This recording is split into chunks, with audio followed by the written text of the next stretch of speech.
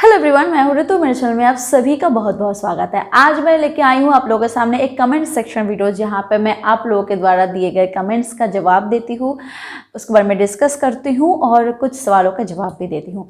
तो आइए वीडियो को फटाफट से स्टार्ट करते हैं। और सबसे पहला जो कमेंट है मेरे पास है वो है दिव्येश की तरफ से, और उन्होंने कहा है कि aunty you are right, but I have questions why only girls have leave her home after marriage. तो बेटा जी, आपने मुझे आंटी कहा है तो डेफिनेटली आप मेरे बेटे की तरह हुए। तो अभी आप बहुत छोटे हो, और अगर आप में इतनी समझ है तो मैं आपको आंसर ज़रूर दूंगी कि ये एक रिवाज है। ये तो सदियों से चलती आ रही है कि लड़कियां अपने घर से पढ़ाई हो जाती हैं और ससुराल जाती हैं।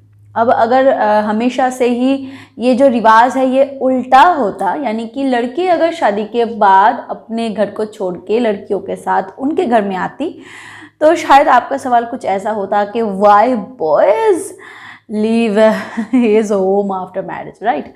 तो यही बात है। तो ये रिवाज है पुरुष प्रधान समाज का, और हम तो इसे बदल नहीं सकते। पर हाँ, बहुत सारे लड़कियां भी हैं जो शादी के बाद इकलौती लड़की हैं, तो उनके घर से प्रॉब्लम नहीं है। और बहुत सारे लड़के ऐसे हैं जो अनाथ हैं, उनके आगे पीछे कोई नहीं है।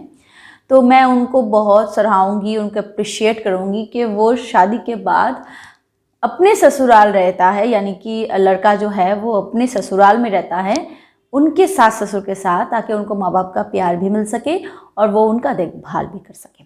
चलिए बढ़ते हैं अगले कमेंट की तरफ। और अगले कमेंट मुझे किया है करण कर्मोकार की तरफ से, और उन्होंने कहा है कि how to convince parents for love marriage.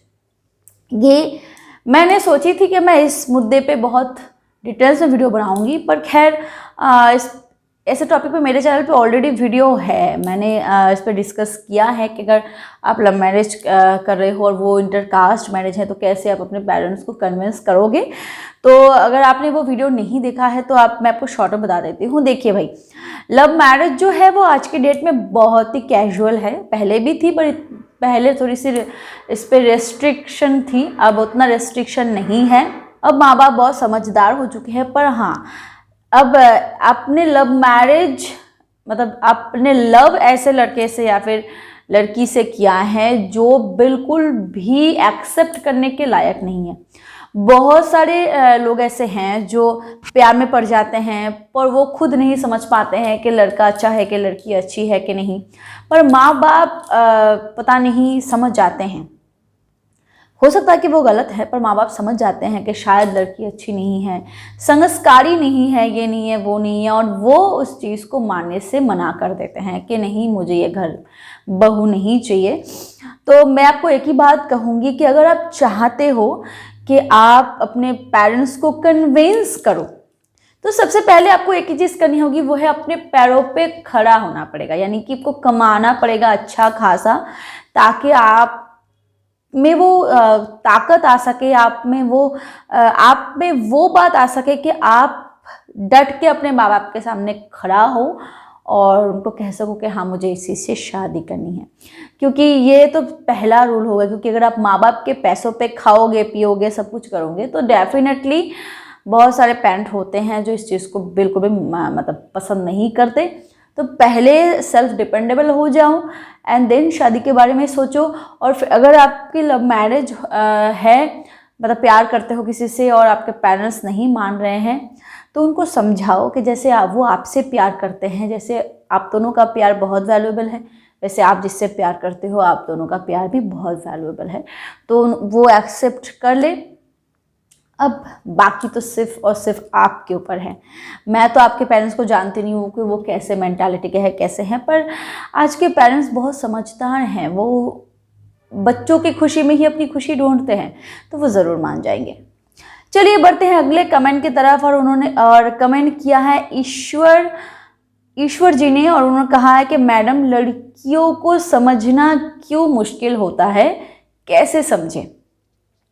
तो भाई, लड़कियों को समझना कोई मुश्किल बात नहीं है। लड़कियां कोई पहेली नहीं है कि आप उनको समझ पाओ। पर हाँ, एक बात है कि लड़कियों को थोड़ी सी रिजर्व होनी पड़ती है, क्योंकि अगर वो बहुत ज़्यादा ओपन हो जाए, बहुत ज़्यादा बोल्ड तरीके से बात करने लगेगा तो लोग ही उनको गंदा कहते हैं, लोग ही उनके बारे में उल्टी सीधी बातें कहते हैं, देखो लड़की में शर्म नहीं है, हया नहीं है, ये नहीं है, वो नहीं है।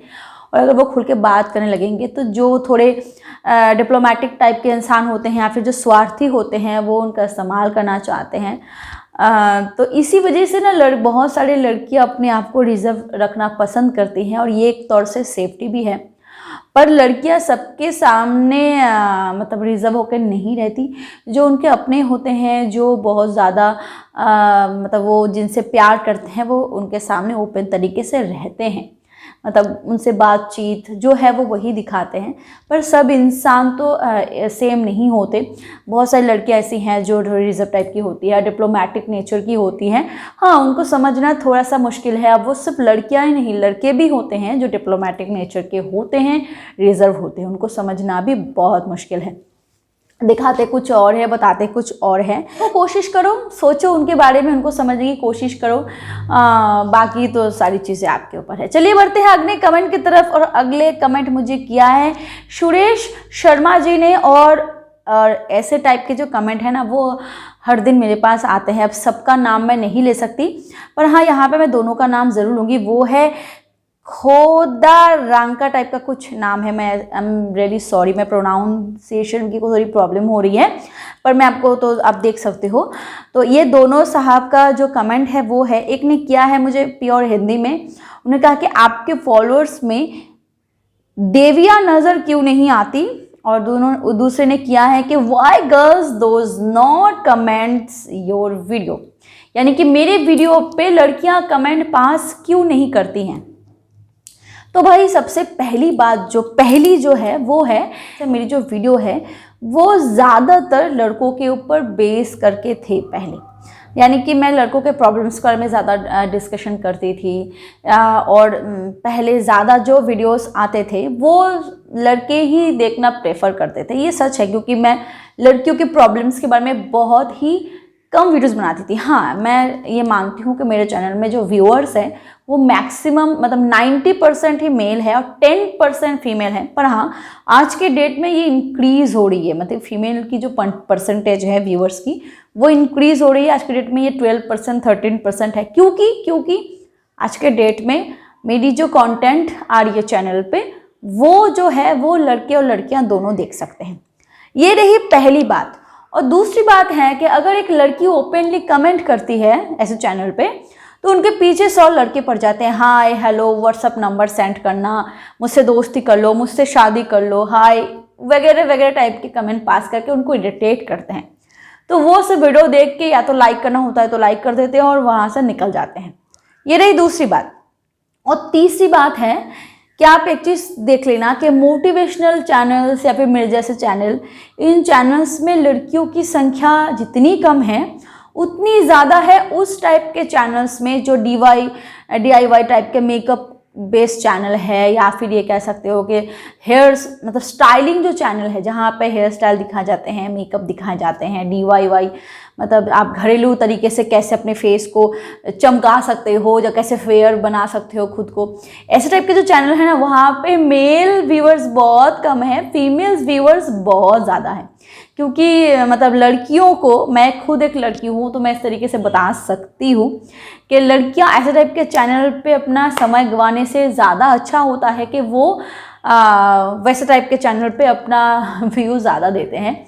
आप खुद ही देख सकते हो बहुत से चैनल है जो बेबी से रिलेटेड कंटेंट अपलोड करते हैं, वहाँ पे मेल व्यूअर्स से ज़्यादा फीमेल व्यूअर होते हैं। बच्चे को कैसे दूध पिलाए, मेरा बच्चा दूध नहीं पीता, मैं क्या करूँ, तो उस चैनल पे आप फीमेल व्यूअर ज़्यादा देखोगे।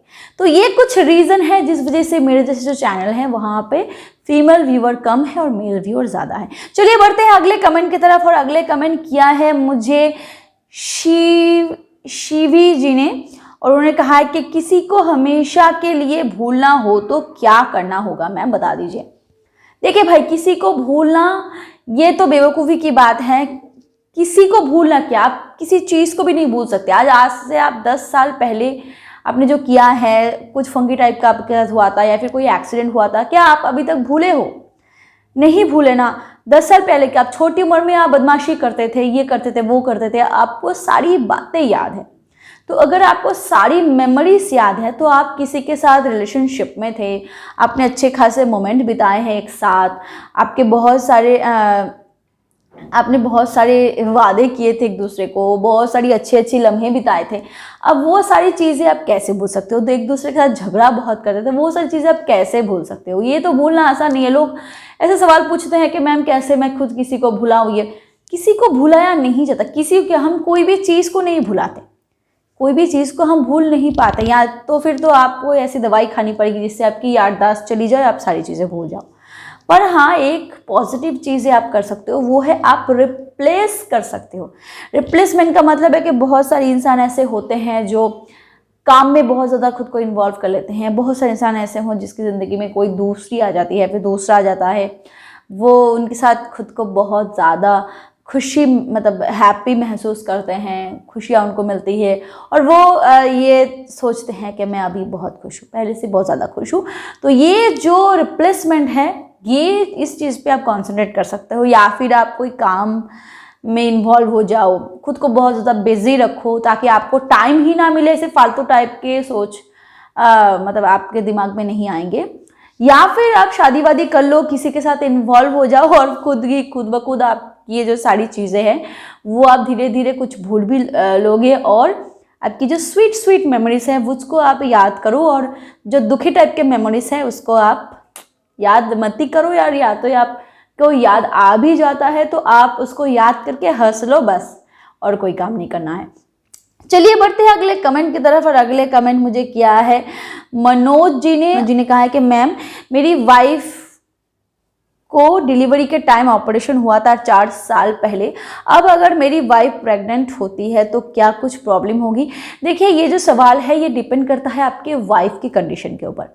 जैसे अगर आपकी वाइफ की डिलीवरी 4 साल पहले हुई है और वो सीजरियन से हुई है, और अगर आपकी वाइफ 4 साल बाद फिर से प्रेग्नेंट होना चाहती है तो इसमें कोई दिक्कत की बात नहीं है। डॉक्टर्स 1 साल 1.5 साल मना करते हैं क्योंकि इंटरनल जो स्टिचेस होते हैं वो उतने ज़्यादा हील नहीं होते, बॉडी को रिकवर होने में टाइम लगती है। तो जाहिर सी बात है कि 1-1.5 साल के बाद, 2 साल 3 साल के बाद अगर आप फिर से आपकी वाइफ प्रेग्नेंट होती है तो इसमें कोई दिक्कत नहीं है, अगर आपकी वाइफ को कोई भी हेल्थ रिलेटेड इशू नहीं है।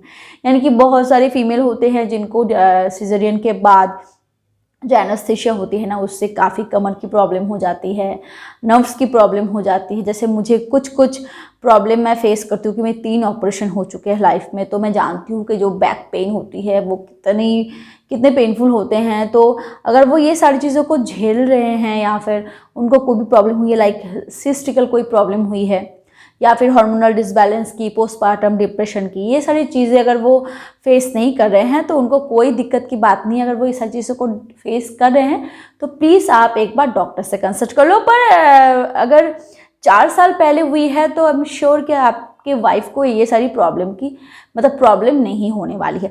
चलिए बढ़ते हैं अगले कमेंट की तरफ। और अगला कमेंट क्या है मुझे नम्रता जी ने, और उन्होंने पूछा है कि अनवांटेड प्रेगनेंसी कैसे अवॉइड करें, इंटरकोर्स के बाद पीरियड रेगुलर नहीं आ रहे हैं, क्या करें? तो देखिए, अनवांटेड प्रेगनेंसी को कैसे अवॉइड करें, इस पर मैंने डिटेल से वीडियो बनाई है कि आप कौन सा तरीका अपना सकते हो अनवांटेड प्रेगनेंसी को अवॉइड करने के लिए। तो प्लीज़ आप वो वीडियो देख लो, आपको बहुत हेल्प मिल जाएगी। मैं डिस्क्रिप्शन बॉक्स में उस वीडियो की लिंक डाल दूंगी। और इंटरकोर्स के बाद पीरियड रेगुलर नहीं आ रहे हैं, इसका मतलब है कि आपको डेफिनेटली कोई इन्फेक्शन की प्रॉब्लम हुई है या फिर कोई सिस्टिकल प्रॉब्लम है आपको, जिसकी वजह से जब भी आप इंटरकोर्स करते हो तो आपको उसके बाद आपके पीरियड जो है वो इरेगुलर हो जाते हैं। क्योंकि जब कोई इन्फेक्शन होती है यूट्रस में हो या फिर कोई भी रिप्रोडक्टिव सिस्टम में इन्फेक्शन होती है ना, तो उसी वजह से ऐसे प्रॉब्लम दिखाई पड़ते हैं, सिस्ट होने की वजह से भी दिखाई पड़ते हैं। तो आप प्लीज़ कोई अच्छे से लोकल गायनेकोलॉजिस्ट से अपना टेस्ट करवाइए और फिर आप कंफर्म हो सकते हो कि आपको ये प्रॉब्लम क्यों हो रही है। तो मेरे प्यारे व्यूअर्स, आज का वीडियो इतना तक ही था। फिर से आऊँगी आपके पास एक नए कमेंट सेक्शन वीडियो को लेके। तब तक के लिए खुश रहिए और अपना ध्यान रखिए। Thank you so much for watching my video. Keep watching and keep healthy. Bye bye.